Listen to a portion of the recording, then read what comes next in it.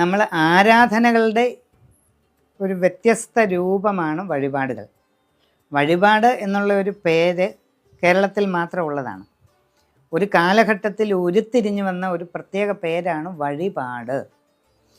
നമ്മൾ നമ്മുടെ ആരാധനാലയം ആകുന്ന ക്ഷേത്രത്തിൽ നടത്തുന്ന ആരാധനാ കർമ്മങ്ങളുടെ ഒരു പ്രത്യേക രൂപം, നമ്മളെ കൊണ്ടാകുന്നത് അവിടുത്തെ ദേവതയ്ക്ക് സമർപ്പിക്കുന്നു.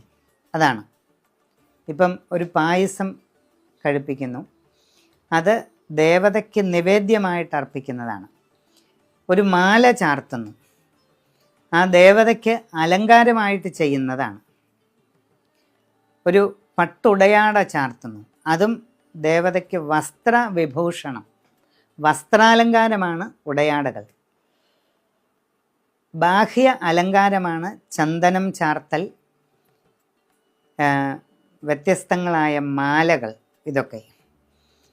പിന്നെ അഭിഷേകം എന്ന് പറയുന്നത് ദേവതയ്ക്ക് നിത്യാനുഷ്ഠാനമായിട്ട് ചെയ്യുന്ന കാര്യങ്ങളാണ്. കരിക്ക് അഭിഷേകം, ശാസ്താവിനാണെങ്കിൽ നെയ്യ് അഭിഷേകം, എള്ളെണ്ണ അഭിഷേകം, ഇങ്ങനെ പലതും. അപ്പം വ്യത്യസ്ത തരത്തിലുള്ള ആരാധനകളുടെ ഭാഗമാണ് ഈ പറഞ്ഞ വഴിപാടുകളെല്ലാം. ഇതെല്ലാം ആ ഭഗവാന് നമ്മൾ ചെയ്യുന്ന ആത്മസമർപ്പണമാണ്. അപ്പോൾ അവിടെ ഫലം പ്രതീക്ഷിച്ചുകൊണ്ടാകരുത് ചെയ്യുന്നത്. ഒരു വഴിപാട് നടത്തുമ്പോൾ ഫലം പ്രതീക്ഷിച്ചുകൊണ്ടാകാൻ പാടില്ല. പിന്നെ എന്താ വേണ്ടത്?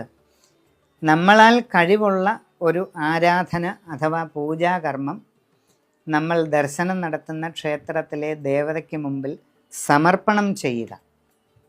അത് നമ്മളെ തന്നെ ആത്മസമർപ്പണം ചെയ്യുന്നതിന് തുല്യമാണ് മറ്റൊന്നും പ്രതീക്ഷിക്കാതെ നടത്തുന്ന, ഭക്തിപൂർവം നടത്തുന്ന വഴിപാടുകൾ. അങ്ങനെ ചെയ്തിട്ട് നമ്മൾ നമ്മുടെ ആവലാതി, അല്ലെങ്കിൽ നമുക്ക് ഇപ്പം കുട്ടികളുടെ എന്തെങ്കിലും ഒരു കാര്യം, അല്ലെങ്കിൽ മകളുടെ വിവാഹകാര്യം, അങ്ങനെയുള്ളത് നമ്മൾ ഭഗവാന്റെ മുമ്പിൽ നമ്മൾ പറയാം, മനസ്സുകൊണ്ട് ആ ഭഗവാന്റെ മുമ്പിൽ സമർപ്പണം ചെയ്യാം.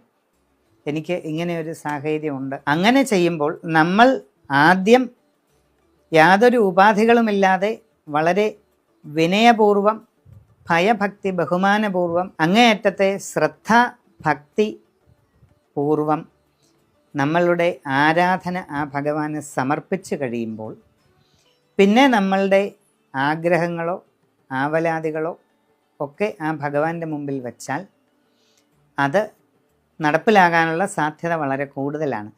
എത്രത്തോളം ലയം പ്രാപിച്ച് ഇത് ചെയ്യുന്നു, നമ്മൾ ഭഗവാനിൽ സമർപ്പണം ചെയ്യുന്ന ആരാധനകളും ഭഗവാന്റെ മുമ്പിൽ സമർപ്പിക്കുന്ന പ്രാർത്ഥനകളും എത്രത്തോളം ഏകാഗ്രതയോടെയും ശ്രദ്ധയോടെയും ഭക്തിയോടെയും ലയം പ്രാപിച്ച് ചെയ്യുന്നു, അത്രയും വേഗം അതിന് ഫലമുണ്ടാകും.